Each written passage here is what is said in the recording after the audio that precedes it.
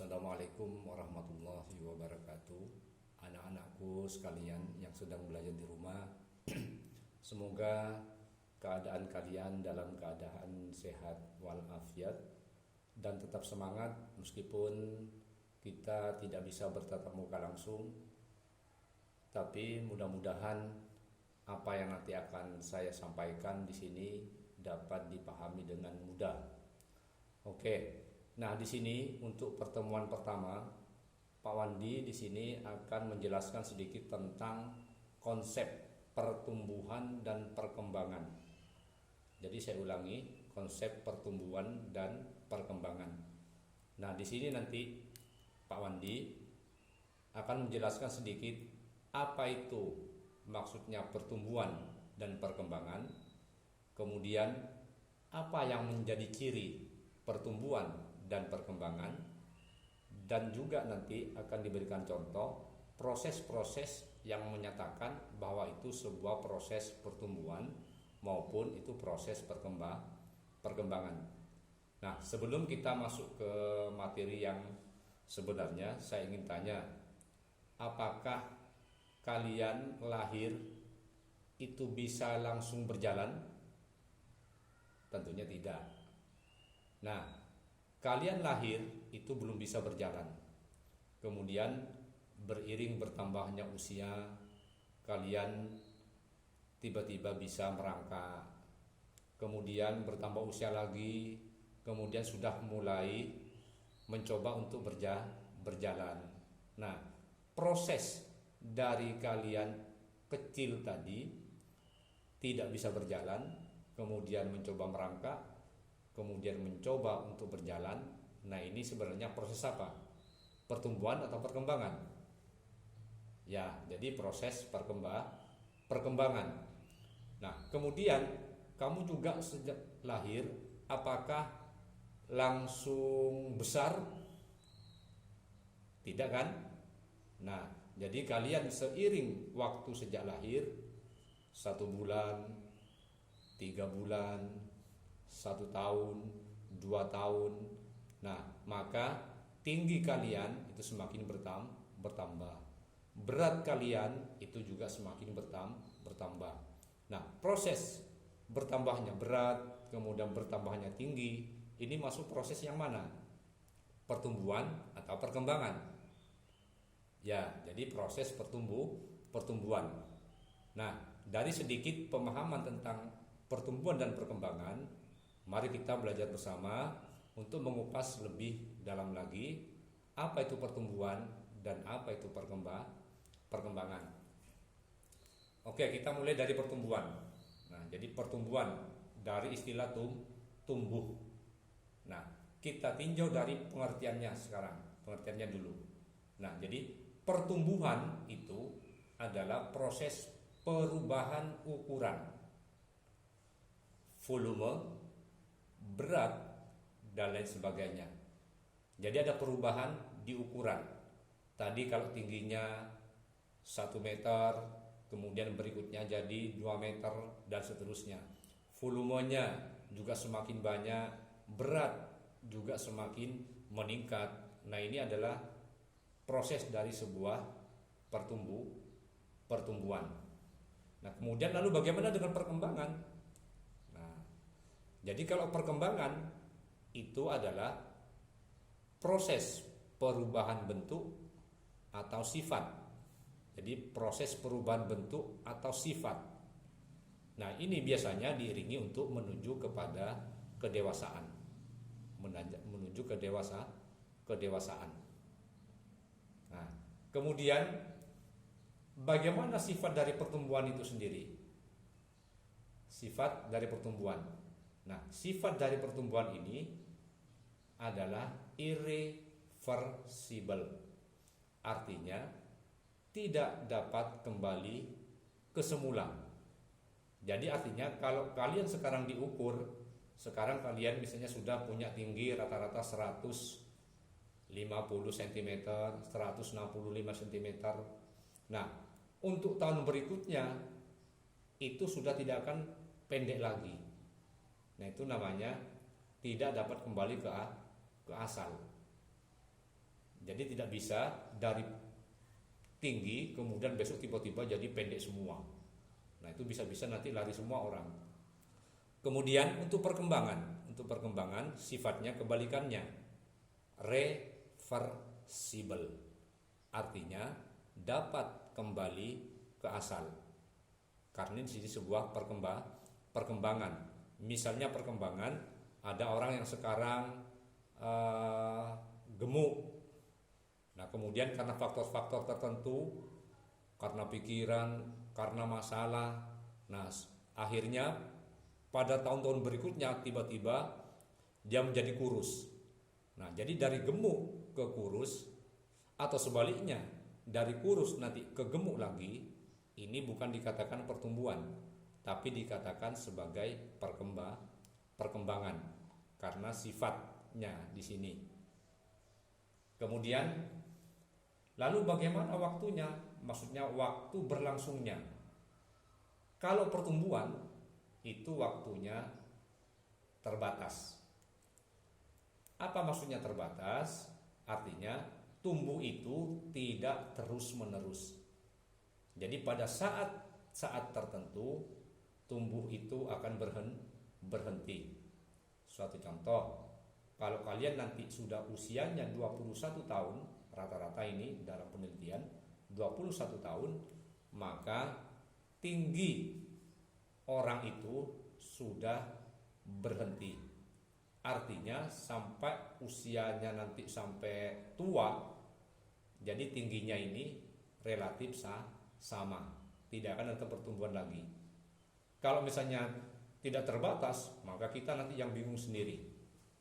Jadi kalau kita tumbuh terus, maka bisa-bisa kita nanti rumah kita akan selalu mengubah ukuran karena kita semakin tinggi terus. Kemudian lalu bagaimana dengan waktu untuk perkembangan? Nah, kalau perkembangan ini artinya tidak terbatas.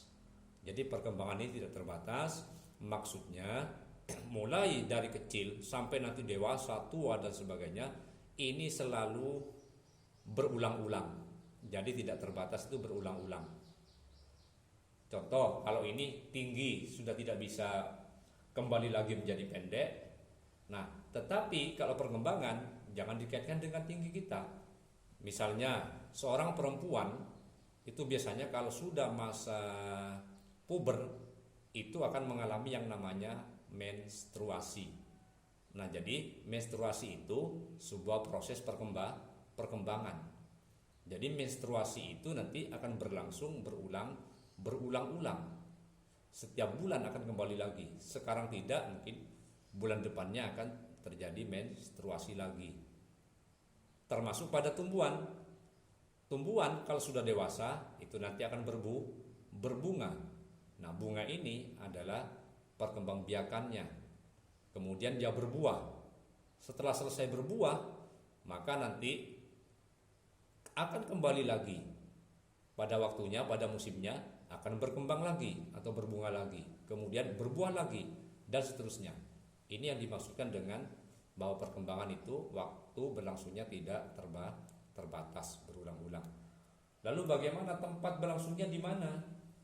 Nah, kalau pertumbuhan itu umumnya terjadi pada sel-sel somatis. Sel-sel somatis artinya sel-sel tubuh.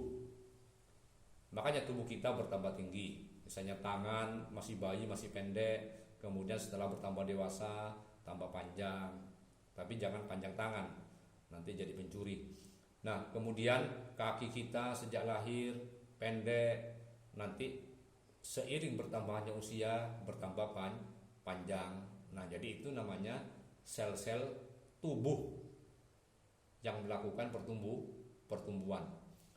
Kemudian di sini untuk perkembangan terjadi di mana atau tempatnya di mana? Terjadi pada bagian gamet atau sel-sel kelamin. Ya, tadi saya contohkan tadi menstruasi. Artinya perkembangan ini terjadi pada sel-sel kelamin. Maksudnya kalau kalian masih belum puber atau belum balik, maka baik laki-laki maupun perempuan sel-sel gametnya ini belum berkembang. Jadi belum berkembang. Kalau masih kecil, artinya belum tertarik pada lawan jenis. Nanti kalau sudah dewasa akan sudah mulai tertarik. Jadi sifatnya. Kemudian kalau sudah masa puber ini sudah menghasilkan gamet ini, nah berarti dia sudah berkembang, sudah menuju kepada dewasa. Nah karena sudah dewasa, dan di sini kaitannya nanti kalau gamet ini nanti untuk alat reproduksi. Jadi baik pada manusia, hewan maupun tumbuhan itu juga terjadi perkembangan di bagian gametnya atau sel kelamin. Lalu kemudian dengan bagaimana kalau kita menggunakan alat ukur? Apakah pertumbuhan itu bisa diukur? Sudah jelas. Nah, di sini alat ukurnya bisa panjang, bisa berat dan sebagainya. Makanya di sini diberi sifat namanya kuantitatif. Artinya dapat diukur dengan angka-angka. Oh, beratnya berapa? Sekian kilogram. Oh, tingginya berapa? Oh, sekian meter dan lain sebagainya. Kemudian yang perkembangan di sini ini sifat dari alat ukur ini namanya kualitatif. Bisa diukur juga, tapi tidak diukur dengan angka-angka. Tapi di sini hanya bisa diukur dengan sebuah kualitas atau sebuah kata-kata. Misalnya bagaimana perkembangannya? Pasti jawabannya, oh perkembangannya sudah membaik. Oh perkembangannya sekarang lagi kritis. Jadi perkembangan tidak bisa diukur. Berapa perkembangannya? Sekian kilo. Berapa perkembangannya? Sekian ton dan lain sebagainya. Jadi tidak bisa diukur dengan angka-angka. Nah, ini sekilas dari konsep pertumbuhan dan perkembangan. Nah, ada pertanyaan?